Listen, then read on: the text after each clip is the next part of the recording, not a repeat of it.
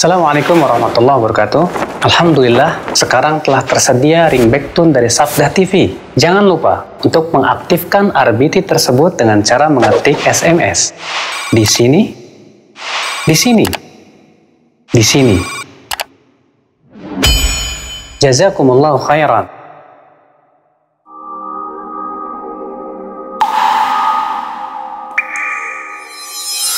Sabda TV. Assalamualaikum warahmatullahi wabarakatuh.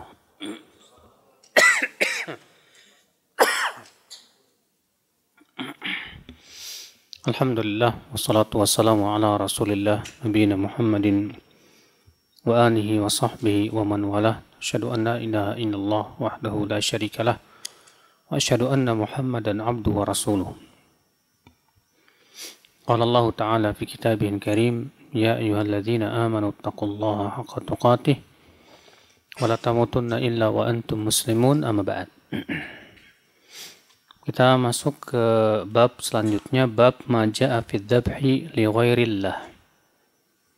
Bab tentang menyembelih untuk selain Allah. Artinya, apa hukum menyembelih untuk selain Allah? Jawab, itu termasuk syirik. Dan itu termasuk syirik besar, bukan syirik kecil. Kenapa? Karena menyembelih itu termasuk ibadah. Sedangkan ibadah itu hanya untuk siapa? Untuk Allah Subhanahu wa Ta'ala saja. Allah Ta'ala berfirman dalam surat Al-An'am ayat 162 dan 163. Qul inna salati wa nusuki wa mahyaya wa mamati lillahi rabbil alamin. La syarika lahu wa bidzalika umirtu wa ana awwalul muslimin. Katakan, sesungguhnya salatku, nusukku, nusuk di sini artinya sembelihan. Ya. Wa mahyaya, hidupku, wa mamati, dan matiku, ya. Lillahi rabbil alamin. Adalah untuk Allah saja, Rabbul alamin. La syarikalah, tidak ada sekutu baginya. Wa bidzalika umirtu, dan untuk itulah aku diperintahkan. Wa ana awwalul muslimin, dan aku termasuk orang yang pertama kali muslim. Kata Syekh Shalih Fauzan menjelaskan ayat ini, ya'murullahu nabiyahu an yaqula lil musyrikin alladhina ya'buduna ghairallah wa yadhbahuna li ghairihi. Di sini Allah memerintahkan nabinya untuk berkata kepada orang-orang musyrikin yang menyembah selain Allah dan menyembelih untuk selain Allah. Inni ukhlisu lillahi salati wa dhabhi wa ma ahya wa ma amutu alaihi minal iman wal amal salih. Aku mengikhlaskan untuk Allah salatku dan sembelihanku. Hidup dan matiku pun juga. Ya, berupa keimanan dan amalan saleh, semua untuk Allah Subhanahu wa Ta'ala. Tidak untuk selain Allah. Asrifu kulla dzalika lahu wahdahu la syarikalah bihi la usyriku bihi ahadan. Aksa ma antum alaihi minasyirki bih. Aku jadikan seluruh ibadahku itu, salatku, sembelihanku, hidupku, matiku, semuanya untuk Allah saja. Dan aku tidak mempersekutukan Allah dengan siapapun juga. Berbeda dengan kalian yang berbuat syirik dan mempersekutukan Allah Subhanahu wa Ta'ala. Dari ayat ini, akhi, kita ambil beberapa faidah. Al-faidatul ula, faidah yang pertama. Anna dzabha li ghairillahi syirkun akbar. Li'annahu qaranahu bis salah. Kama anna man shalla li ghairillahi faqad asyrak, fakadzalika man dzabaha li ghairihi faqad asyrak. Bahwa menyembelih untuk selain Allah itu syirik besar. Ya, menyembelih untuk selain Allah itu hukumnya apa? Syirik besar. Kenapa? Karena di sini Allah menyandingkan menyembelih itu dengan salat. Allah mengatakan, katakan sesungguhnya salatku dan sembelihanku. Lihat, Allah menyandingkan sembelihan dengan salat. Artinya bahwa sembelihan itu sama dengan sholat, sama-sama ibadah kepada Allah Subhanahu wa taala. Berarti sebagaimana orang yang sholat kepada selain Allah itu syirik, maka menyembelih kepada dan untuk selain Allah pun juga termasuk syirik. Maka dari itu, ya orang yang menyembelih untuk kuburan, untuk wali yang sudah meninggal, orang yang menyembelih hewan atau ayam putih atau ayam hitam, ya, untuk para jin, untuk dukun, sebagai syarat untuk mendapatkan ilmu kanuragan misalnya, atau menyembelih ayam untuk jelangkung, atau menyembelih ayam yang dipersembahkan untuk gunung tertentu, Gunung Bromo misalnya, menyembelih kerbau, atau menyembelih kerbau yang kepalanya kemudian dipersembahkan untuk laut. Semua ini termasuk syirik besar, bukan syirik kecil. Iya. Sedangkan syirik besar itu sesuatu yang bisa mengeluarkan pelakunya dari Islam. Syirik besar itu bisa membatalkan amal. Bahkan apabila seseorang wafat di atasnya, ia akan kekal selama-lamanya dalam api neraka. Subhanallah ya akhi, ya, di zaman ini kita dapati masih banyak orang berbuat seperti itu. Mereka yang ada di gunung-gunung, ya, mereka mempersembahkan dengan cara menyembelih, ya, kepada yang mereka katakan katanya penguasa gunung. Maksud mereka itu jin-jin. Ya, mereka yang ada di laut, mereka persembahkan itu buat Nyi Roro Kidul ataupun yang lainnya. Ya. Faedah yang kedua yang bisa kita petik dari ayat ini, anna salata wa dzabha min a'zamil ibadat. Bahwa salat dan menyembelih itu termasuk ibadah yang paling agung, Mbak. Salat itu ibadah yang paling agung. Iya. Bayangkan seluruh ibadah Allah syariatkan melalui malaikat Jibril. Sedangkan untuk salat Allah langsung memanggil Nabi Muhammad SAW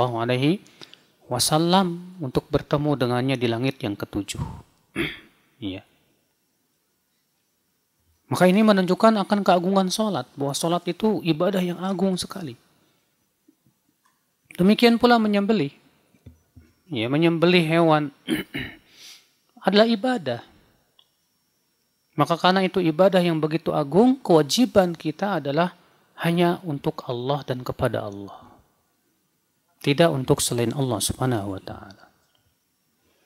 Faedah yang ketiga yang bisa kita petik dari ayat ini, kata Syekh Shalih Fauzan, yaitu wujubul ikhlas lillah fi jami'il ibadat. Wajibnya mengikhlaskan ibadah seluruhnya untuk Allah. Semua ibadah hanya untuk Allah, tidak boleh untuk selain Allah Subhanahu wa taala. Salat, puasa, zakat, sedekah. Demikian pula semua ibadah-ibadah yang Allah wajibkan, demikian pula yang Allah sunnahkan. Semua itu hanya untuk Allah. Tawakal kita hanya kepada Allah. Berharap kita gantungkan hanya kepada Allah Subhanahu wa taala. Ya.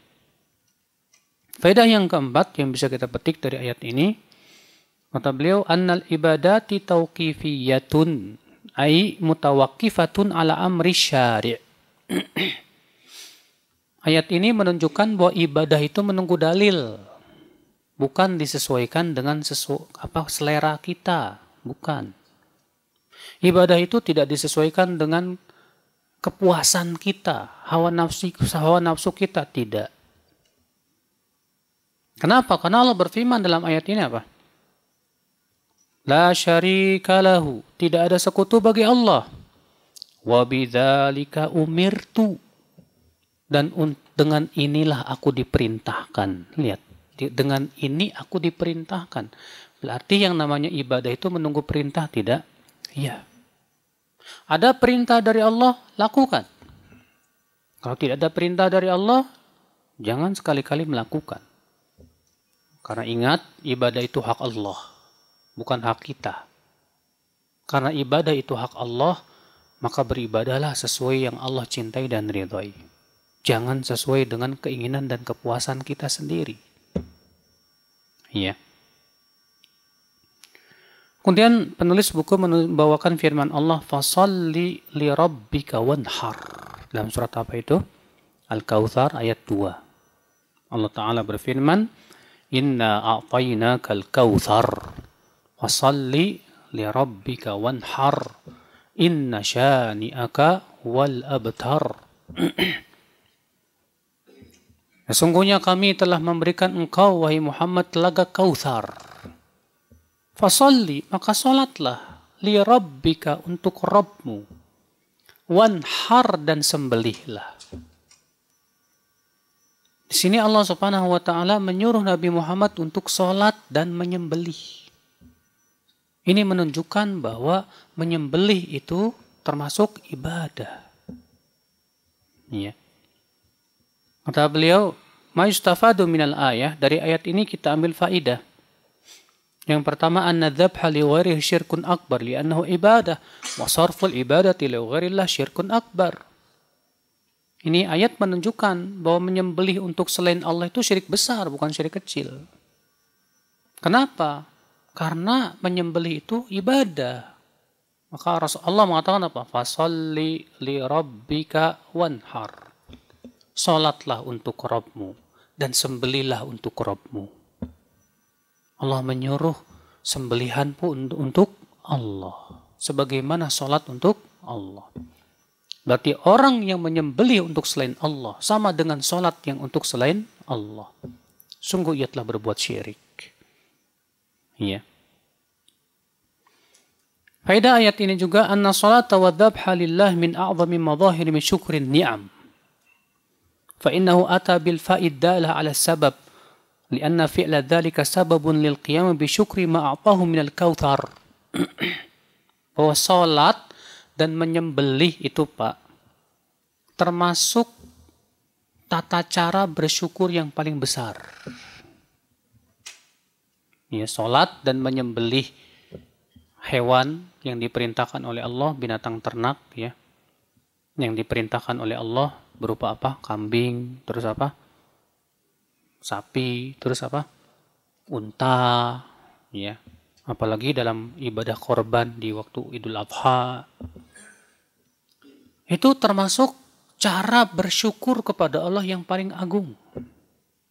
Kenapa? Karena ayat ini berhubungan dengan ayat sebelumnya. Ayat sebelumnya apa? Allah mengatakan apa? Inna a'tainakal kautsar. Sesungguhnya engkau, wahai Muhammad, telah kami beri telaga Kautsar. Apa itu telaga Kautsar? Sebagaimana pernah kita bahas dalam pelajaran tafsir, bahwa telaga Kautsar itu adalah telaga yang Allah berikan kepada Nabi Muhammad sallallahu alaihi wasallam di surga yang paling tinggi. Bahkan telaga Kautsar itu sumber seluruh sungai-sungai surga. Semua sungai surga berasal dari telaga Kautsar. Bahkan telaganya Rasulullah yang ada di padang mahsyar berasal dari telaga Kautsar. Maka Allah memberitahu kepada Nabi Muhammad SAW bahwa beliau sudah diberikan nikmat yang besar sekali. Apa itu? Telaga Kautsar. Maka Allah menyuruh setelahnya apa? Maka salatlah untuk Rabbmu sebagai rasa syukur kamu kepada Allah Subhanahu wa taala. Wanhar, dan sembelihlah. Ya.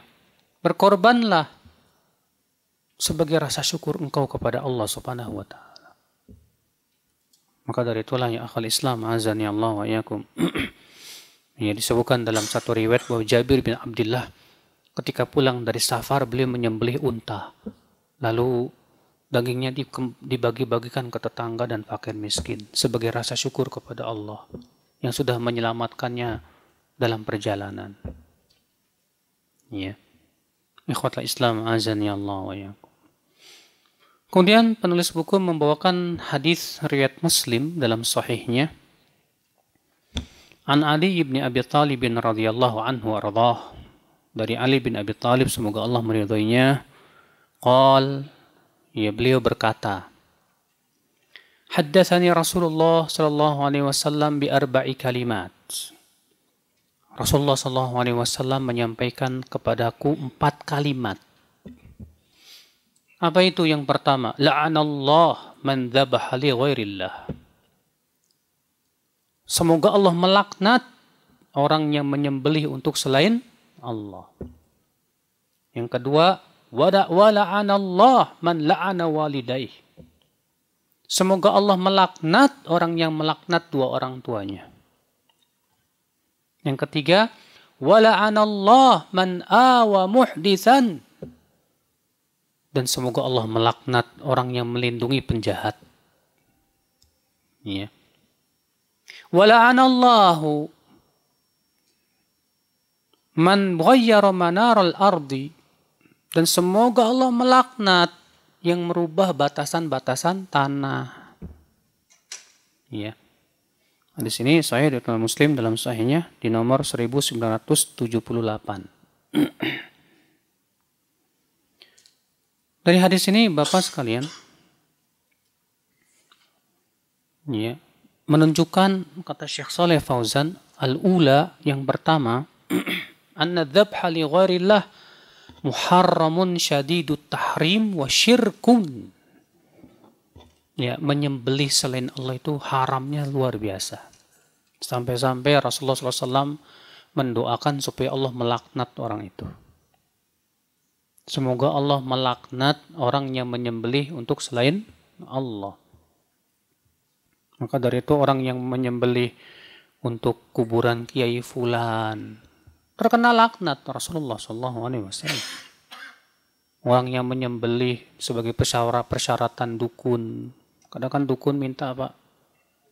Ya, ayam putih atau ayam hitam. Yang pastinya disembelih untuk bukan karena Allah. Walaupun membaca bismillah tetap aja untuk selain Allah tujuannya. Untuk siapa? Untuk jin. Ya. Maka yang seperti ini jelas terkena laknat dari Allah Subhanahu wa taala. Ya, karena Rasulullah SAW bersabda, la'anallah, semoga Allah melaknat siapa? Orang yang menyembelih untuk selain Allah Subhanahu wa taala. Ya. Boleh enggak Ustadz kalau saya menyembelih ayam buat menghormati tamu? Ya itu sih termasuk karena Allah. Kenapa? Karena menghormati tamu diperintahkan enggak? Boleh, enggak masalah. Ya. Nah sekarang kalau misalnya itu kan menyembelih untuk acara kesyirikan haram. Jelas. Karena itu menyembelih untuk selain Allah. Bagaimana kalau menyembelih untuk acara-acara yang tidak sesuai dengan syariat? Maka sembelihannya pun juga tidak sesuai syariat. Karena tujuannya untuk hal-hal yang tidak sesuai dengan apa? Syariat. Ya, seperti perayaan-perayaan yang diada-adakan. Yang itu jelas kebid'ahan. Yang tentunya tidak sesuai dengan apa? Syariat Allah Rabbul Izzati wal Jalalah. Maka sembelihan seperti ini namanya diperuntukkan untuk perkara-perkara yang tidak sesuai dengan apa? Syariat. Ya. Faedah yang kedua, anna dzabha ibadatun yajibu sarfuha lillahi wahdah. Bahwa menyembelih itu ibadah loh. Jangan Anda katakan bahwa menyembelih itu bukan ibadah. Menyembelih itu ibadah. Dari mana kita tahu itu ibadah? Karena Allah menyebutkan dalam Al-Quran. Rasulullah pun menyebutkannya. Ya. Karena itu ibadah berarti tidak boleh diperuntukkan kepada selain Allah Subhanahu wa ta'ala. Faedah yang ketiga, tahrimu la'nil walidain wasabbihima mubasyaratan aw tasabbuban. Haram melaknat dua orang tua. Baik langsung maupun tidak langsung loh. Ada yang tidak langsung, Mbak. Kalau langsung jelas haram, Mbak. Kalau antum bilang ke orang tua antum, semoga Allah melaknat kamu. Masya Allah. Orang kayak gini nih pasti dilaknat sama Allah. Iya. Ada yang tidak langsung. Itu disebutkan dalam suatu hadis ya. Seseorang melaknat orang tua orang lain. Orang tersebut malah membalas melaknat bapaknya. Antum melaknat bapak dia. Dia melaknat bapak kita. Gara-gara kita, jadi akhirnya bapak kita didoain laknat. Sama itu kata para ulama, sama saja kita melaknat bapak kita sendiri. Kenapa? Karena kita penyebabnya. Maka tidak diperbolehkan pada waktu itu. Ini termasuk ya melaknat orang tua. Faedah yang keempat, tahrimu munasaratil mujrimin wa himayati min tatbiqil haddi syar'i alaihim wa tahrimir ridha bil bid'ah. Ya. Haram melindungi penjahat. Di situ Rasulullah sallallahu alaihi wasallam sabda apa? La'anallah man awa muhditsan. Semoga Allah melaknat orang yang melindungi muhditsan. Kata-kata muhdits ini ada dua penafsiran ulama, Pak. Penafsiran yang pertama yaitu penjahat, orang yang berbuat kejahatan seperti membunuh, ya. Demikian pula kejahatan-kejahatan yang lainnya. Lalu ia lindungi supaya tidak terkena hukuman had. Maka orang yang melindunginya ini, Pak, terkena laknat dari Allah Subhanahu wa taala. Penafsiran yang kedua dari kata muhdits, ya. Apa itu? Dari kata ahdatsa yuhditsu, yaitu mengada-ngada kebid'ahan. Mengada-ngada apa? Kebid'ahan. Maka dalam hadis ini menunjukkan ya orang yang melindungi orang yang berbuat bid'ah, bahkan mendukungnya, membelanya, kena nih laknat ini. Karena Rasulullah SAW bersabda, la'anallahu man awa muhditsan. Kata muhdits di sini ya ditafsirkan dengan dua tafsiran tadi. Tafsiran yang pertama tadi apa? Itu orang yang berbuat kejahatan. Tafsiran yang kedua dari kata ahdatsa yuhditsu, ya, artinya berbuat mengada-ngada sesuatu dalam agama yang tidak berasal dari agama alias bid'ah. Sehingga sebagian ulama mengatakan ya bahwa orang yang melindungi pelaku bid'ah masuk dalam laknat Allah Subhanahu wa taala. Ya. Ikhwatul Islam azani Allah wa yakum. Kemudian faedah selanjutnya, tahrimut tasarruf fi hududil ardi bitaqdimin aw ta'khir. Haramnya merubah-rubah batasan tanah itu. Ya, terkadang batasan tanah itu kita rubah-rubah ya biar tanah kita tambah gede gitu. Padahal Pak, kalau kita mengambil tanah orang sejengkal aja, apa kata Rasulullah SAW? Tawwaqahullah, Allah akan kalungkan di lehernya pada hari kiamat dengan 7 lapis bumi. Yes, sejengkal atasnya ke bawahnya 7 lapis. Bumi berapa lapis bumi? 7 lapis. Kita ambil sejengkal di atasnya ke bawahnya 7 lapis. Maka hati-hati. Orang yang merubah-rubah batasan tanah, dia sudah menzolimi hak orang lain, kita ambil. Itu subhanallah dosanya besar ya akhi. Ya dilaknat, sudah dilaknat oleh Allah. Pada hari kiamat pun juga dikalungkan ke lehernya apa? 7 lapis bumi. Masya Allah. Mengerikan sekali ikhwatul Islam azan ya Allah wa yakum. Faedah selanjutnya kata Syekh Shalih Fauzan, jawazu la'ni anwa'il fusaqi li ajli zajr 'anil ma'asi. Bolehnya melaknat ya orang-orang fasik. Bolehnya melaknat orang-orang apa? Fasik. Siapa sih fasik itu, Pak? Pelaku dosa besar. Supaya apa? Supaya mereka kapok dari maksiat mereka. Meninggalkan maksiat. Tapi ingat Pak, melaknat orang fasik itu bagusnya secara umum aja.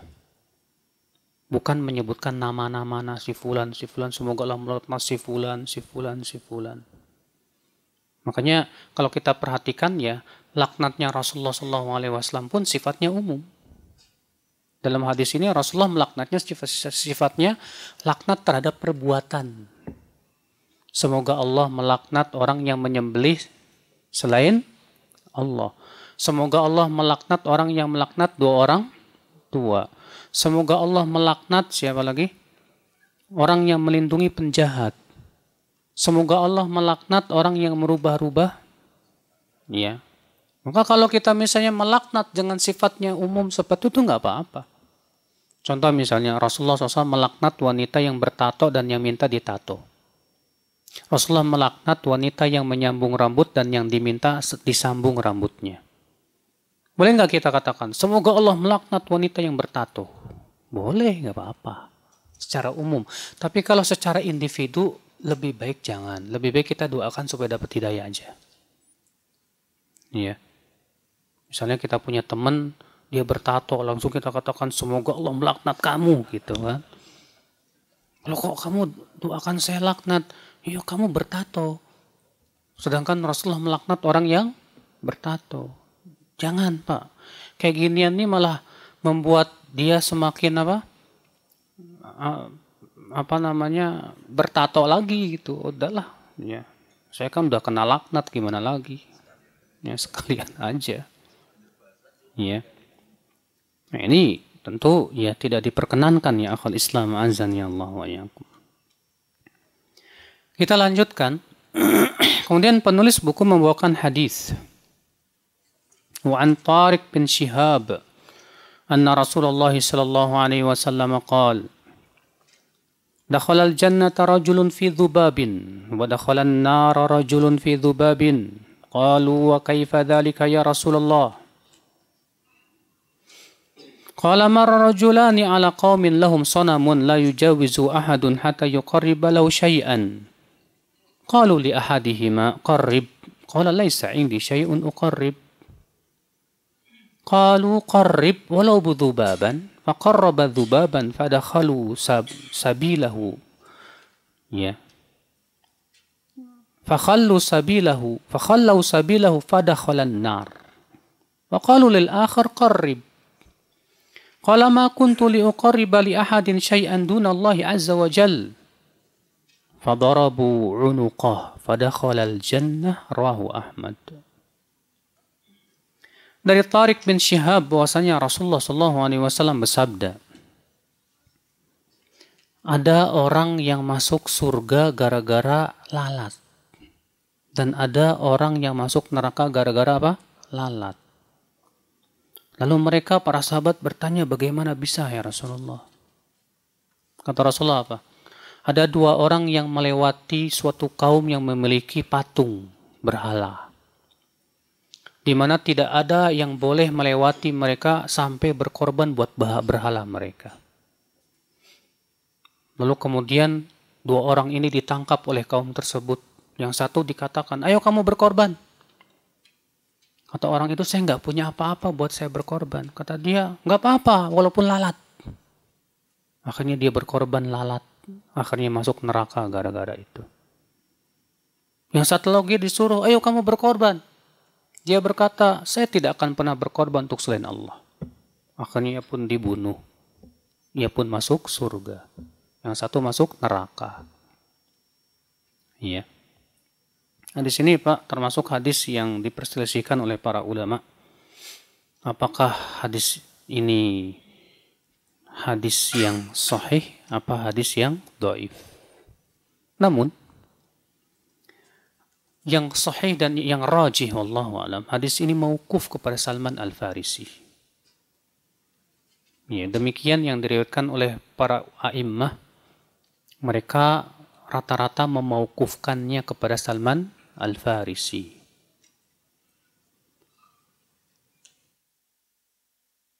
Namun mungkin ada orang berkata, taib, kalau dikatakan hadis ini mauquf dari perkataan Salman Al-Farisi, apa tidak mungkin dikatakan ini dihukumi marfu sampai Rasulullah SAW? Karena ini kan tentang kisah orang-orang sebelum kita. Tidak mungkin ya Salman Al-Farisi mengetahui yang gaib. Kita katakan tidak bisa dihukumi marfu. Kenapa? Karena syarat untuk hadis yang mauquf dihukumi marfu, syaratnya satu. Bahwa sahabat yang meriwayatkannya itu bukan sahabat yang suka mengambil dari Israiliyat. Sementara Salman Al-Farisi termasuk yang mengambil dari Israiliyat. Sehingga ada ihtimal kemungkinan ini termasuk berita-berita Israiliyat. Ya. Sehingga tidak bisa dijadikan hujah. Makanya ya, saya lebih condong kepada pendapat yang mengatakan bahwa hadis ini dhaif. Ya. Bukan dari sabda Nabi SAW, tapi mauquf dari perkataan Salman Al-Farisi. Ya, Allahu a'lam.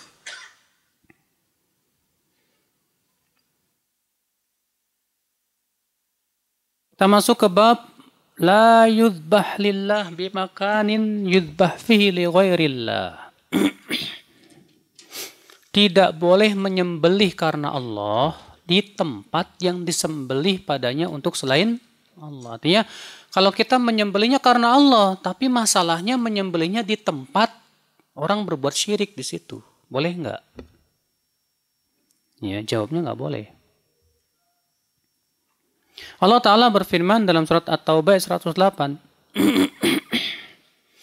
La takum fihi abada la masjidun ussisa ala taqwa min awwal yaumin ahaqqu an taquma fihi rijalun yuhibbuna an yatatahharu wallahu yuhibbul mutahhirin.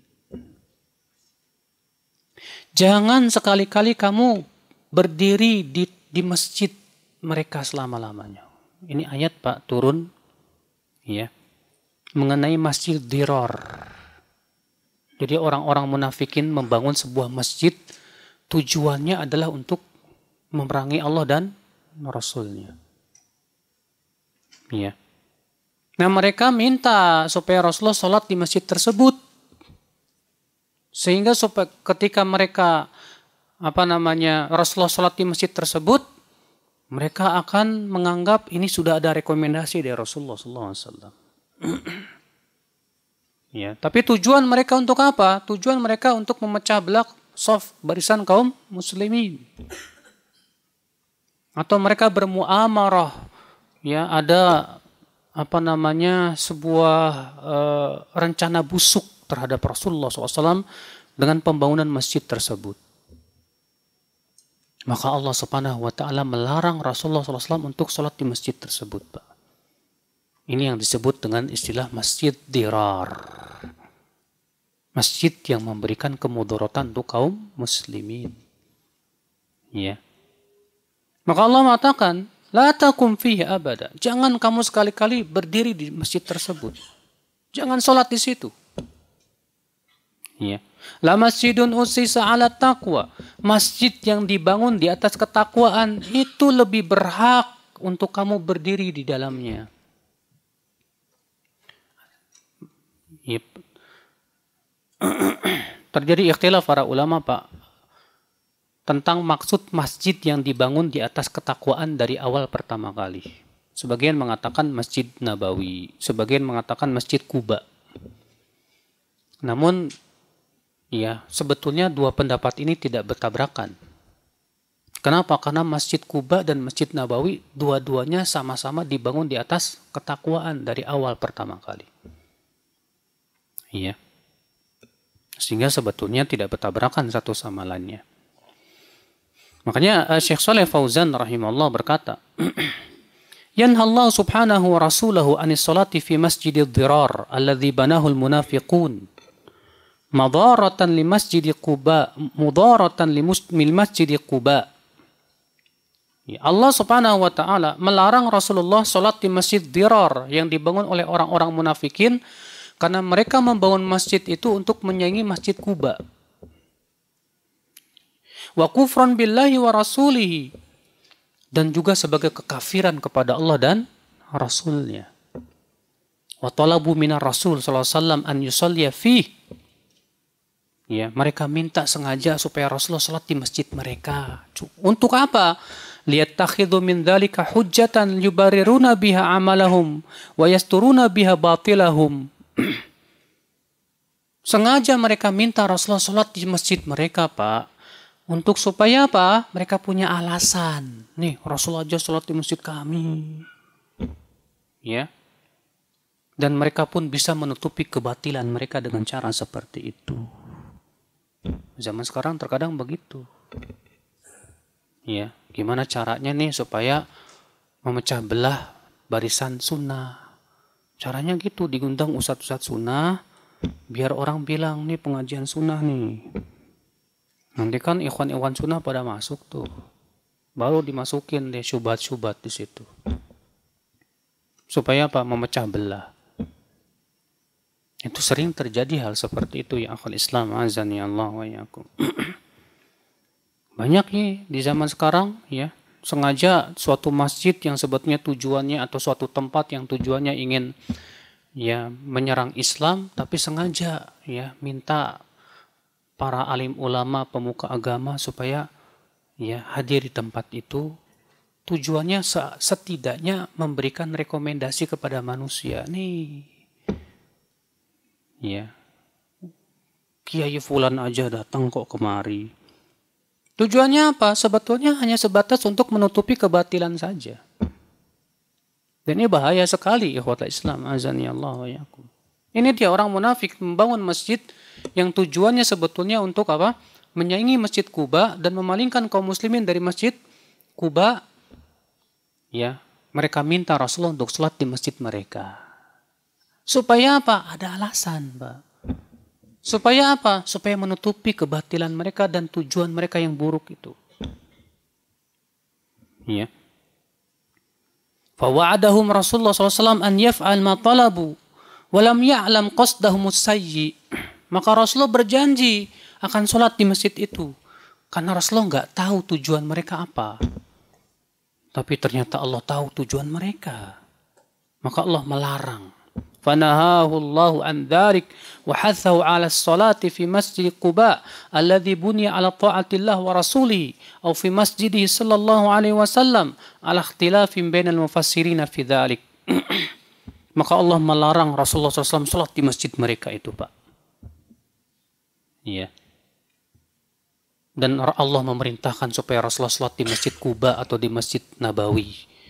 Yang memang para ikhtilaf para ulama apa yang dimaksud dengan masjid yang dibangun di atas ketakwaan tersebut. Makanya ya akhul Islam, ya Syekh Shalih Utsaimin pernah ditanya, boleh enggak sholat di masjid yang di situ menjadi pusat pemikiran takfiri khawarij? Kata Syekh Utsaimin enggak boleh. Iya. Karena sholatnya kamu di sana memberikan rekomendasi kepada manusia. Iya. Ini khawatir, Pak. Jadi apa? Jadi orang malah semakin tertipu begitu. Maka kalau kita tahu ini masjid pemikirannya sesat dan jadi pusat kesesatan di situ, ini lebih baik kita nggak sholat di situ, Pak. Ya, kita sholat di tempat lain saja. Ikhwatal Islam, azan ya Allah wa yakum. Munasabatul ayah lil bab, apa sih kesesuaian ayat dengan bab? Karena kan bab itu apa? Menyembelih untuk Allah, tapi di tempat yang disembelih untuk selain Allah. Apa kesesuaiannya? Yaitu dikiaskan. Kata beliau, hiya qiyasul amkinah al-mu'addah lidzabhi li ghairillah 'ala al-masjid alladhi u'idda li ma'siyatillah fi man'i ibadatillahi fi. Dikiaskan kepada tempat-tempat yang dipersiapkan untuk menyembelih selain Allah dengan masjid yang ternyata dibangun untuk memaksiati Allah Subhanahu wa taala. Fakama anna hadzal masjid la tajuzu sholatu fihi lillah. Sebagaimana masjid dirar itu kita tidak boleh sholat di situ walaupun sholatnya karena Allah. Tapi masalahnya ini masjid dirar. Demikian pula tidak boleh kita menyembelih karena Allah di tempat yang itu disembelih selain Allah supaya tidak dikira oleh orang sebagai perekomendasian sembelihan mereka. Harus dibedakan, kata beliau. Iya. Kita ambil beberapa faidah dari ayat ini, kata Syekh Shalih Fauzan. Man'u dzabhi lillah fil mawadi' al-mu'addah lidzabhi li ghairi. Larangan menyembelih karena Allah di tempat-tempat yang disembelih padanya selain Allah. Jadi kalau misalnya kita menyembelih sapi karena Allah sih, karena Allah, tapi di tempat di situ orang pada menyembelih untuk ya kuburan, untuk Nyi Roro Kidul, untuk macam-macam. Boleh nggak boleh? Iya. Faedah yang kedua, kata Syekh Shalih Fauzan, istihbabus shalah ma'al jama'atis salihin al-mutanazzihina an mulabasatil qadhurat.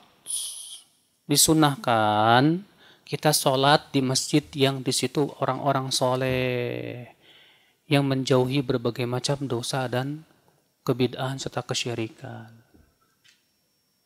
Ya, jadi bagusnya kita sholat di masjid yang memang betul-betul dibangun untuk menegakkan agama Allah dan sunnah Rasulullah SAW. Bukan di masjid yang tujuannya untuk ditegakkan padanya ya hal-hal yang tidak sesuai dengan sunnah Rasul, tidak pula sesuai dengan tauhidullah jalla wa ala. Ya. Faedah yang ketiga, isbatul mahabbati lillah 'alal wajhil laiq bih. Ayat ini menunjukkan bahwa Allah disifati dengan sifat cinta. Namun tentunya sifat cinta itu sesuai dengan keagungan Allah Subhanahu wa taala, tidak sama dengan sifat cinta makhluk. Ya, makhluk memang disifati cinta. Allah pun disifati dengan apa? Cinta. Tapi tentu akan sangat jauh berbeda antara dua cinta tersebut. Cinta Allah Subhanahu wa taala beda dengan cinta apa? Makhluknya. Laisa kamitslihi syai'. Allah tidak serupa dengan apapun juga. Faedah yang keempat, al-hathu ala isbagil wudu wa tatahhur minan najasat.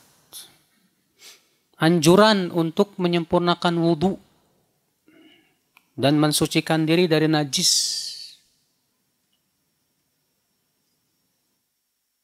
Anjuran untuk apa? Bersuci. Ya, wudu. Karena Rasulullah SAW bersabda apa? Allah Ta'ala berfirman dalam ayat tersebut apa? Fihi rijalun yuhibbuna an yatatahharu. Di dalam masjid itu ada orang-orang yang suka untuk bersuci. Kemudian Allah mengatakan apa? Wallahu yuhibbul mutahhirin. Allah cinta kepada orang yang suka bersuci. Makanya Rasulullah bersabda apa? Wala yuhafidhu 'alal wudu illa mu'min. Tidak ada yang bisa menjaga wudunya kecuali seorang mukmin. Orang yang selalu menjaga kesuciannya itu, Pak, dicintai oleh Allah. Bahkan Bilal bin Rabah ditanya oleh Rasulullah, "Hai Bilal, bima sabaqtani ilal jannah, dengan apa engkau mendahului aku ke surga?" Tadi malam aku masuk ke surga dan aku mendengar suara terompah kakimu di depanku. Apa kata Bilal? Hai Rasulullah, tidaklah aku berhadas kecuali aku berwudu dan sholat 2 rakaat. Oh, dengan itu kamu masuk surga, kata Rasulullah. Berarti ya Pak, ya kita yang berusahalah semaksimal mungkin untuk selalu di atas apa?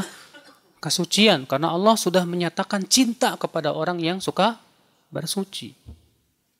Makanya jangan kita menganggap, Pak, ya kalau kita kentut wudu terkadang berat. Aduh, gimana ya?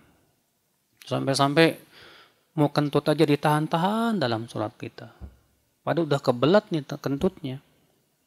Ya. Nggak usah. Kenapa sih antum begitu berat untuk apa namanya? Ya mau kentut aja. Males soalnya mau ke wudu lagi. Nggak usah males, Pak. Justru kalau kita sering wudu itu semakin banyak dosa yang digugurkan. Bayangkan. Kata Rasulullah, kalau kita mencuci wajah, bergugurlah dosa-dosa wajah kita bersama akhir tetesan-tetesan air wudu. Kalau kita mencuci tangan, bergugurlah dosa-dosa tangan kita bersama akhir tetesan air wudu. Kalau kita mencuci kaki kita, demikian pula. Bayangkan, ya kalau kita berwudu lagi, berapa banyak dosa yang digugurkan oleh Allah Subhanahu wa taala. Masya Allah. Ikhwata Islam azani Allah wa iyyakum. Nah ini ya akhi. Jadi Allah itu cinta ya kepada orang yang suka apa? Bersuci dan membersihkan diri dari apa? Najis. Maka upayakan kita berusaha untuk mensucikan diri dari najis. Faedah yang kelima yang bisa kita petik dari ayat ini, annan niyah tu'athir fil biqa'. Bahwa niat itu mempengaruhi tempat. Artinya orang yang menyembelih untuk selain Allah, niatnya untuk selain Allah. Karena ia menjadikan tempat itu untuk menyembelih selain Allah, menyebabkan berpengaruh, Pak. Di mana menyembelih untuk Allah jadi tidak boleh di situ. Ya, walaupun dia menyembelihnya karena Allah, iya. Tapi masalahnya itu tempat yang dijadikan kebiasaan orang menyembelih untuk selain Allah. Tempat berbuat syirik, jangan, nggak boleh. Iya. Nah ini ikhwatul Islam, azani Allah wa iyyakum. Faedah yang keenam yang bisa kita petik, masyru'iyatus saddid dzara'i al-mufdiyah ila syirk. Ayat ini, Pak, memberikan kepada kita sebuah kaidah yang agung. Apa itu? Itu kaidah menutup segala macam pintu yang bisa menjerumuskan kepada syirik. Ya. Allah melarang Rasulullah SAW sholat di masjid Dirar. Supaya tidak apa? Supaya tidak ada orang tertipu dengan masjid yang dibangun untuk kemaksiatan tersebut. Demikian pula dilarang menyembelih di tempat yang disembelih padanya selain Allah. Supaya apa? Dalam rangka apa? Dalam rangka supaya kita tidak menyebabkan orang-orang tertipu dengan kesyirikan tersebut. Dan juga tidak tasyabuh dengan mereka. Ini ya akal Islam. Makanya dalam Islam tuh, Pak, tauhid dan syirik tuh nggak bisa disatukan, Pak. Tauhid itu hakikatnya menjauhkan segala macam kesyirikan. Kita menjadikan Allah satu-satunya zat yang disembah. Sedangkan syirik itu hakikatnya apa? Mempersekutukan Allah. Bagaimana tauhid akan disatukan dengan syirik? Tidak mungkin. Allah tidak akan pernah ridho dirinya disekutukan. Dan Allah tidak akan pernah ridho kepada orang-orang yang berbuat syirik. Maka orang yang berbuat syirik ya di akhirat tidak akan pernah bertemu dengan orang-orang yang mentauhidkan Allah Subhanahu wa taala selama-lamanya. Ya. Ikhwatul Islam, azani Allah wa iyyakum. Kemudian penulis buku membawakan hadis an Sabit ibni Dhahhak qala, dari Sabit ibnu Dhahhak ia berkata, nadhara rajulun an yanhar ibilan bibuana. Ada seorang laki-laki bernadar mau menyembelih unta di sebuah tempat namanya Buana. Jadi ada di zaman Rasulullah, Pak, ada seorang laki-laki bernadar nih, saya mau menyembelih apa? Unta di suatu tempat namanya apa? Buana. Fasa'alan Nabi sallallahu alaihi wasallam. Lalu orang itu bertanya kepada Rasulullah sallallahu alaihi wasallam. Faqala, maka Rasulullah sallallahu alaihi wasallam bersabda, bertanya kepada orang yang mau menyembelih apa? Unta tersebut. Hal kana fiha wathanun min awthanil jahiliyah yu'bad? Di tempat itu ada tidak berhala yang disembah selain Allah? Ada enggak di tempat itu? Kata orang itu, tidak ada ya Rasulullah. Kata Rasulullah lagi apa? Fahal kana fiha idun min a'yadihim? Ada enggak di tempat itu perayaan-perayaan hari besar orang-orang musyrik itu?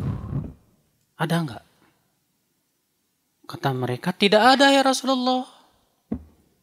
Kata Rasulullah apa? Aufi binadrik. Kalau begitu, laksanakan nadarmu. Fa'innahu la wafa'a li nadrin fi ma'siyatillah. Karena tidak boleh melaksanakan nadar dalam rangka berbuat maksiat kepada Allah. Wala fima la yamliku ibnu Adam, dan tidak boleh juga bernadar dalam perkara yang tidak dimiliki oleh seorang anak Adam. Ini keluar Abu Daud dan sanadnya sesuai dengan syarat Bukhari dan Muslim. Ya. Ini hadis diriwayatkan oleh Abu Daud dalam sunannya di nomor 3313. Lihat Bapak sekalian, lihat. Ini orang mau menyembelih apa? Unta. Di suatu tempat. Dia bernadar, saya mau menyembelih unta di suatu tempat. Ternyata Rasulullah memberikan dua pertanyaan. Pertanyaan pertama apa? Di situ ada nggak berhala selain yang disembah selain Allah itu? Nggak ada. Kemudian Rasul bersabda lagi, di situ ada tidak perayaan hari raya mereka orang-orang musyrikin di situ dirayakan. Jadi tempat perayaan mereka. Bukan juga ya Rasulullah. Apa kata Rasulullah? Kalau begitu laksanakan nadarmu. Berarti kalau di situ ada berhala selain yang disembah selain Allah boleh tidak? Nggak boleh. Kalau di situ jadikan tempat ya kebiasaan orang musyrikin untuk merayakan perayaan mereka boleh tidak? Tidak boleh juga. Ya, karena Rasulullah SAW ketika memerintahkan laksanakan nazarmu, bertanya dulu dua perkara tadi. Ikhwata Islam, azani Allah wa iyyakum.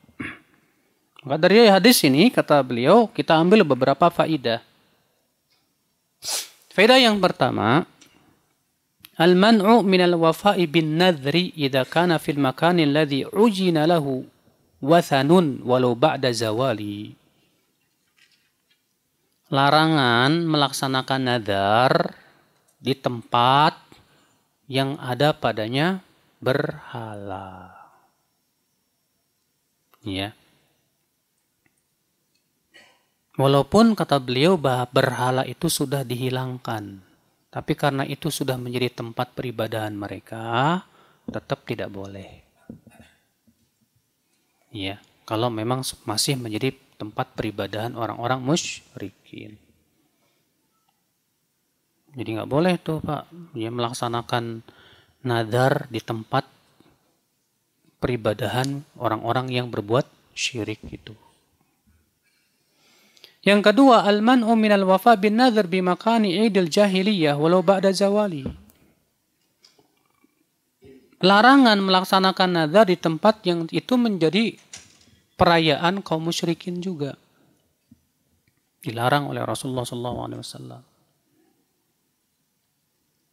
Faedah yang ketiga yang bisa kita petik dari hadis ini, istifsalul mufti minal mustafti qabla al-fatwa. Seorang mufti kalau ditanya, baiknya mufti itu memperjelas dulu pertanyaannya. Jangan langsung serampangan berfatwa. Lihat, ada orang datang ke Rasulullah. Rasulullah, saya mau bernadar di tempat buana. Rasulullah nggak langsung jawab, monggo gitu kan. Tapi Rasulullah nanya dulu, ada nggak di situ ini? Ada nggak? Makanya apa? Seorang mufti itu, orang yang ingin berfatwa itu harus berhati-hati loh Pak. Karena fatwa itu berat di mata Allah loh Pak. Sebab kalau fatwa, seorang ulama berfatwa, akibatnya akan diikuti orang banyak. Kalau fatwanya salah, wah siap-siap dia nanggung dosa itu. Ya. Kita nanggung dosa sendiri aja nggak kuat, mau nanggung dosa orang banyak. Makanya orang yang boleh berfatwa juga nggak boleh sembarangan, Pak. Imam Syafi'i rahimahullah menyebutkan syarat orang yang boleh berfatwa siapa? Yang pertama orang yang berilmu tentang kitabullah. Dia betul-betul menguasai Al-Quran, ya, muhkam mutasyabihnya, sabab nuzulnya, takwil tanzilnya, maki madaninya, alat-alat untuk memahami Al-Qur'annya dia kuasai. Yang kedua kata Imam Syafi'i apa? Dia menguasai hadis-hadis Rasulullah SAW seperti dia menguasai Al-Quran. Dan ia bisa membedakan antara yang sahih dan yang dhaifnya. Syarat yang ketiga kata Imam Syafi'i apa? Dia menguasai bahasa Arab. Dan seluk-beluknya. Syarat yang keempat kata Imam Syafi'i apa? Dia menguasai pendapat-pendapat ulama. Ya. perselisihan mereka dan ijma mereka. Dan bagaimana tata cara mentarjih di saat terjadi perselisihan ulama. Kata beliau apa? Siapa yang menguasai 4 perkara ini, boleh ia berfatwa. Dan siapa yang tidak menguasai 4 perkara ini, silakan berbicara tentang agama, tapi tidak boleh berfatwa. Kalau di negeri kita semua orang berfatwa, Pak. Walaupun kagak bisa bahasa Arab. Hanya karena dia sudah jadi dai selebritis di televisi. Pasti, ya. Tahu nggak, Pak? Menjawab pertanyaan itu termasuk fatwa loh, Pak. Hati-hati ya, akhwat Islam, azan ya Allah wa yakum. Berapa banyak di zaman sekarang, terkadang orang artis baru hijrah udah ceramah sana sini, wih, berfatwa lagi. Ampun, la ilaha illallah. Padahal bahasa Arabnya boro-boro bisa. Quran hafal berapa juz? Juz amma aja kagak hafal. Hadis hafal berapa hadis? Boro-boro. Apalagi untuk mempelajari tata cara tarjih, usul fikih aja nggak pernah belajar. Udah berani berkata apa? Menurut pendapat saya, pendapat ente, siapa ente? Ulama ente. La ilaha illallah. Bahaya seperti ini, Pak. Ya. Orang yang berbicara tentang komputer bukan ahlinya aja nggak boleh. Orang mau berbicara tentang kedokteran bukan ahlinya aja nggak boleh. Apalagi mau bicara masalah agama, berfatwa lagi. Yang fatwa itu akan diikuti oleh orang banyak. Mengerikan. Iya. Makanya seorang mufti yang telah terpenuhi padanya syarat-syarat fatwa pun juga harus hati-hati dalam berfatwa. Nggak boleh sembarangan. Ya, dia harus melihat keadaannya dulu dan yang lainnya. Baik, kita lanjutkan, Pak. Faedah yang keempat, kata Syekh Saleh Fauzan, mengambil faedah dari hadis tersebut, hasaddud dzari'ah al-mufdiyah ila syirk. Menutup segala macam pintu yang bisa menjerumuskan kepada kesyirikan. Semua pintu, Pak, yang bisa menjerumuskan kepada kesyirikan, kemaksiatan harus ditutup. Ya, jangan dibuka lebar-lebar. Ya. Cuma masalahnya, Pak, di zaman sekarang ini kita ini malah membuka pintu maksiat itu besar sekali. Ya. Dan insya Allah sulit untuk menghindarinya. Maka seharusnya kita berusaha semaksimal mungkin untuk bisa menutup pintu yang bisa menjerumuskan kepada berbagai macam hal-hal yang tidak baik. Faedah yang keenam. Anna dzabha lillah fil makan alladhi yudbahu fihi al-musyrikun aw yattakhidunahu mahallan li'idin ma'siyah. Hadis ini menunjukkan bahwa menyembelih karena Allah, tapi di tempat orang-orang musyrik itu menyembelih untuk selain Allah termasuk maksiat. Kenapa? Karena Rasulullah SAW bertanya dulu, di tempat di Buana itu ada tidak berhala yang disembah selain Allah? Di tempat itu ada enggak perayaan kaum musyrikin? Kata orang itu, enggak ada ya Rasulullah. Apa kata Rasulullah? Silakan laksanakan nadarmu. Karena tidak boleh nadar dalam maksiat kepada Allah. Tuh lihat. Rasulullah mengatakan karena tidak boleh nadar dalam maksiat kepada Allah. Berarti kalau di situ tempat yang memang disembah selain Allah, tempat orang-orang berbuat syirik, kita menyembelih karena Allah di tempat itu berarti masuk dalam kategori apa? Maksiat. Tidak boleh. Ya. Faedah selanjutnya, annan nadhar alladhi la yamlikuhu nadhir ka'an qala lillahi alayya an u'tik abda fulan. Bahwa nadhar dalam perkara yang kita tidak miliki pun nggak boleh, Pak. Nggak benar. Saya bernadar mau menyembelih kambingnya si fulan. Ya Allah, itu kambing siapa? Ya. Saya bernadar mau mewakafkan tanahnya si fulan buat masjid. Emang tanah siapa main wakaf-wakafin aja? Ya haram. Faedah selanjutnya, wujubul wafa bin nadhril khali minal ma'siyah ad-dakhil tahta milkin nadhir. Wajibnya melaksanakan nadhar kalau tidak terdapat padanya kemaksiatan. Kalau antum bernadhar, saya akan berpuasa setiap bulan 3 hari, wajib laksanakan. Saya bernadhar, ya, mau apa? Ya, berinfak 1 juta. Ingat, kalau antum sudah bernadhar, itu artinya antum sudah mewajibkan atas diri antum sendiri. Dan itu termasuk hutang kepada Allah. Nadhar itu hutang sama Allah, Pak. Iya. Maka dari itu, hati-hati jangan sembarangan bernadhar. Makanya kata para ulama, Pak, nadhar itu ada 2 macam. Ada nadhar yang memang terpuji. Yaitu seseorang bernadhar tujuannya memang murni untuk beribadah kepada Allah. Yang kedua, nadhar yang tidak terpuji. Yaitu nadhar yang pertama dalam rangka berbuat maksiat kepada Allah. Ini nggak terpuji dan nggak boleh dilaksanakan. Misal saya bernadhar kalau udah sehat mau berzina, nggak boleh, haram.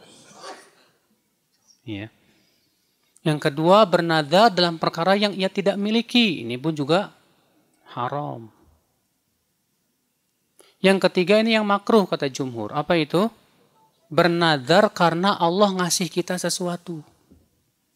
Contoh, kalau Allah sembuhkan saya nadhar mau infak 1 juta. Kata Rasulullah, ini nadharnya orang pelit. Nadharnya orang pelit. Semoga dalam hadis innama yustakhraju minal bakhil. Sesungguhnya nadhar seperti ini hanya keluar dari orang koret. Kenapa? Dia baru mau berinfak kalau dikasih kesembuhan. Kalau nggak dikasih kesembuhan berarti nggak berinfak dong. Ya. Nah ini makruh. Ya bernadhar seperti ini. Tapi kalau sudah kadung bernadhar ya tetap wajib untuk melaksanakan. Ya. Ini. Faedah yang ke-10 dari hadis ini, akhi, anna nadhar ibadah, wa nadhar itu ibadah. Maka tidak boleh dipalingkan kepada selain Allah. Bab selanjutnya yaitu berhubungan dengan nadhar. Bab minasyirki an-nadhru li ghairillah. Termasuk kesyirikan yaitu bernadhar untuk selain Allah. Ini termasuk kesyirikan, Mbak. Ini bernadhar untuk selain Allah itu ingat termasuk syirik. Allah Ta'ala berfirman dalam surat Al-Insan ayat 7. Yufuna bin nadri. Ketika Allah menyebutkan tentang sifat kaum mukminin. Bagaimana itu? Itu mereka yang melaksanakan nadhar mereka. Ya, apa sih nadhar? Nadhar itu, Pak, seseorang menyatakan bahwa saya bernadhar untuk melakukan ini dan itu. Itu namanya nadhar. Bedakan ya, Pak ya, antara nadhar dengan janji. Nadhar itu janji kepada Allah. Kalau janji kepada orang, masuk nadhar tidak? Tidak masuk, kecuali kalau lafadznya lafadz nadhar. Contoh begini. Saya janji deh mau ngasih kamu duit. Ini masuk nadhar tidak, Pak? Nggak masuk. Tapi ini namanya apa? Janji. Janji wajib ditepati tidak, Pak? Wajib. Tapi kalau tidak ditepati, wajib bayar kafarat tidak? Tidak. Kalau nadhar, kalau tidak ditepati, wajib bayar kafarat. Nah ini bedanya nih, Pak. Nih. Jadi bedakan antara nadhar dengan apa? Janji, Pak. Ya. Jadi kalau janji itu, kalau kita tidak tepati, kita berdosa. Tapi tidak wajib bayar apa? Kafarat. Sedangkan nadhar, kalau kita tidak tepati, kita berdosa dan wajib bayar kafarat. Apa kafarat janji? Nadhar? Sama dengan kafarat sumpah. Apa itu kafarat sumpah? Ada yang tahu? Memberi makan 10 fakir miskin atau memberi pakaian 10 fakir miskin. Kalau tidak ada, tidak bisa, maka berpuasa 3 hari. Nah, ini kafarat ya untuk orang yang tidak melaksanakan nadar. Antum misalnya pernah bernadar, Ustaz, tapi saya tidak laksanakan, gimana? Wajib bayar kafarat. Kalau enggak, dosa antum. Ya. Nah, ini akal Islam. Jadi ini beda ya antara nadar dengan apa? Janji. Ustaz, kalau saya cuma sebatas berniat, saya berniat besok mau puasa, masuk nadar enggak? Ya enggak lah. Tapi kalau antum berkata, saya berjanji kepada Allah, besok saya mau puasa. Nadar itu, Pak. Ya. Karena nadar itu hakikatnya janji kepada Allah, hutang kepada Allah Subhanahu wa taala, janji kepada Allah untuk melakukan sesuatu dan mewajibkan dirinya untuk melakukan itu. Ya, ini nadar. Allah Ta'ala juga berfirman dalam surat Al-Baqarah ayat 270.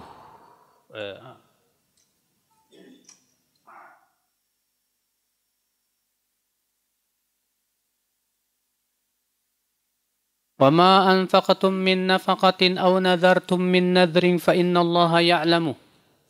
Apa-apa yang kalian infakkan berupa nafkah atau yang kalian nazar, maka sesungguhnya Allah mengetahui itu semuanya. Ya. Ikhwata Islam, dari ayat ini kita ambil faidah.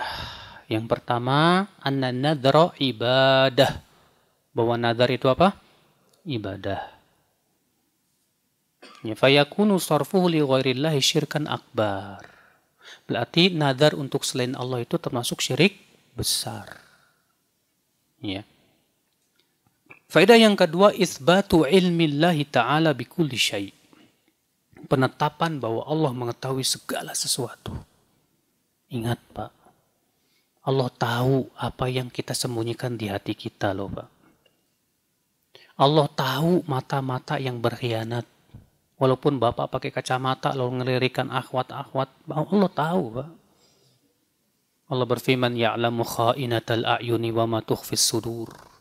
Allah mengetahui mata yang berkhianat dan Allah tahu apa yang disembunyikan dalam hati seseorang. Ya. Sekarang di dunia kita ketika tidak diberikan balasan oleh Allah, kita tenang-tenang aja. Saya udah maksiat kok, tenang-tenang aja gak dikasih balasan sama Allah. Ya, karena dunia bukan negeri balasan, bukan. Dunia itu negeri perbuatan. Sedangkan akhirat nanti itu negeri balasan. Baru kita akan melihat balasannya di hari akhirat nanti. Maka jangan kita tertipu saat kita berbuat maksiat di dunia ternyata Allah tidak berikan balasan. Jangan kita tertipu saat kita di dunia, berada di dunia sekarang ternyata Allah tidak berikan apa? Sanksi. Jangan tertipu. Ya. Nah ini saudara-saudaraku sekalian, wajib kita selalu yakini dan selalu kita hadirkan. Allah itu melihat saya, Allah tahu di mana saya pun berada. Kalau kita sudah betul-betul terpatri di hati kita, Allah Maha tahu, Pak. Di tempat paling tersembunyi pun juga kita nggak berani apa? Berbuat maksiat. Ada seorang laki-laki berkata kepada Ibrahim bin Adham, wahai Ibrahim, tolonglah tunjukkan kepada saya cara supaya saya bisa meninggalkan maksiat saya. Ya. Kata Ibrahim bin Adham, kalau begitu saya akan berikan 4 cara ya kepada kamu. Apa itu Ibrahim? Kata Ibrahim bin Adham, yang pertama, kalau kamu masih suka berbuat maksiat, jangan makan rezeki Allah lagi. Kalau kamu masih suka memaksiati Allah, jangan lagi makan rezeki dari Allah. Apa kata pemuda ini? Mana saya bisa? Semua yang saya miliki rezeki dari Allah. Apa kata Ibrahim bin Adam? Aduh, kamu itu udah tahu rezeki dari Allah, kenapa masih juga berbuat maksiat? Kata pemuda ini apa? Taib yang kedua apa? Apa kata pemuda ini? Kata Ibrahim bin Adam. Kalau kamu masih suka memaksiati Allah, jangan tinggal di bumi Allah. Apa kata pemuda ini? Ini lebih berat lagi. Ini bumi yang saya pijak milik Allah, milik siapa lagi?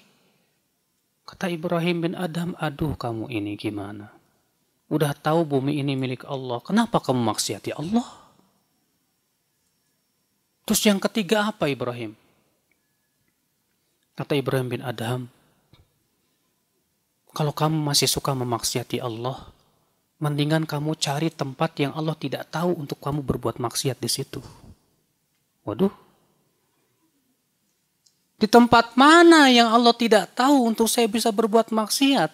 Di tempat benteng yang paling tersembunyi pun kita nggak bisa Pak menyembunyikan diri kita. Masya Allah. Kata Ibrahim, kamu itu gimana? Udah tahu Allah melihat kamu. Udah tahu Allah tahu kamu berbuat maksiat dan Allah akan memberikan balasannya kepada kamu. Kenapa kamu masih melakukan juga? Puyeng pemuda ini, Pak. Kata Ibrahim, kata pemuda ini, apa yang keempat? Kalau kamu masih suka memaksiati Allah juga, ketika kamu berbuat maksiat tiba-tiba malaikat maut menjemputmu, bilang aja ke malaikat, tolong tangguhkan sedetik aja saya mau taubat. Bisa? Waduh, saya nggak bisa itu. Subhanallah, kata Ibrahim. Kamu udah tahu, kalau ajal menjemput kamu tidak akan diakhirkan walaupun sedetik. Karena ajal tidak menunggu taubat kamu.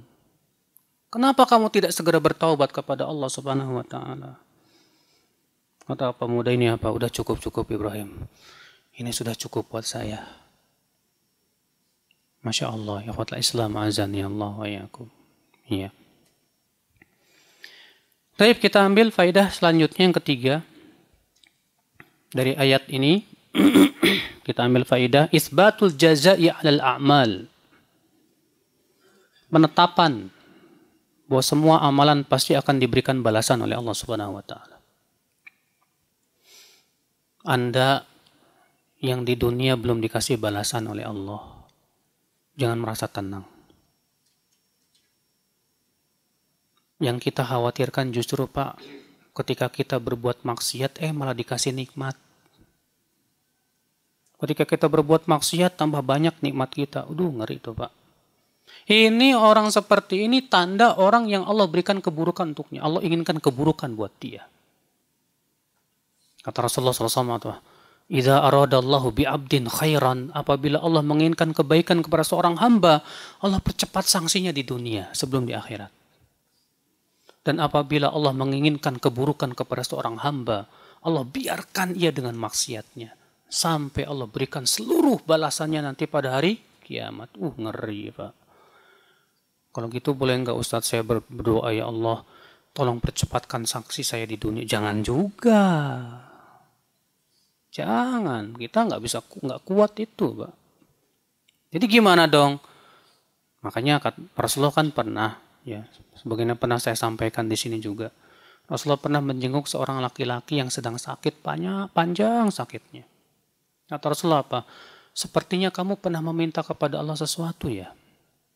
Kata laki-laki itu apa? Iya. Apa itu doa kamu? Kata laki-laki itu, ya Allah, semua siksa yang engkau hendak berikan di akhirat, tolong percepat di dunia. Apa kata Rasulullah? Subhanallah. Kamu tidak akan mampu itu. Kenapa kamu tidak berdoa gini aja? Allahumma atina fid dunya hasanah wa fil akhirati hasanah wa qina adzabannar. Akhirnya kemudian si pemuda itu berdoa itu Allah sembuhkan. Ya. Ingat Pak, semua amalan kita sekecil apapun. Bapak pernah ngambil duit teman bapak Jigo. Jigo udah nggak berlaku kali ya. Ya. Kalau dulu masih ada 5 perak Jigo gitu kan. 100 perak bapak ambil. Di dunia nggak ada balasan. Di akhirat. Faman ya'mal mithqala dzarratin khairan yarah. Wa man ya'mal mithqala dzarratin syarran yarah. Anda yang korupsi nggak ketangkep sama pemerintah, di akhirat nggak bisa lari Anda dari malaikat Zabaniyah. Anda yang berbuat maksiat, Anda selamat di dunia, di akhirat nggak bisa selamat Anda dari malaikat Zabaniyah. Ya, tapi banyak orang Pak lebih takut di dunia daripada takut di akhirat. Kalau dikasih ancaman akhirat tenang-tenang aja. Kalau dikasih ancaman dunia baru ketakutan. La haula wala quwata illa billah. Kenapa? Karena tidak ada keyakinan dia kepada kehidupan akhirat sedikit sekali. Padahal azab akhir itu lebih mengerikan, Pak, dibandingkan azab di dunia. Iya.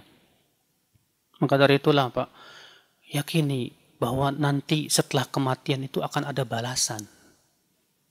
Siapa yang berbuat baik, famay ya'mal mithqala dzarratin khairan yarah. Siapa yang berbuat baik sekecil apapun pasti akan melihat balasannya. Pasti itu, Pak. Faedah selanjutnya dari ayat ini, al-hathu 'alal wafa bin nadhr. Anjuran untuk melaksanakan nadar. Tapi saya kira cukup sampai di sini. Subhanakallah bihamdik, syahadu an la ilaha illa anta, astaghfiruka wa atubu ilaik. Assalamualaikum warahmatullahi wabarakatuh.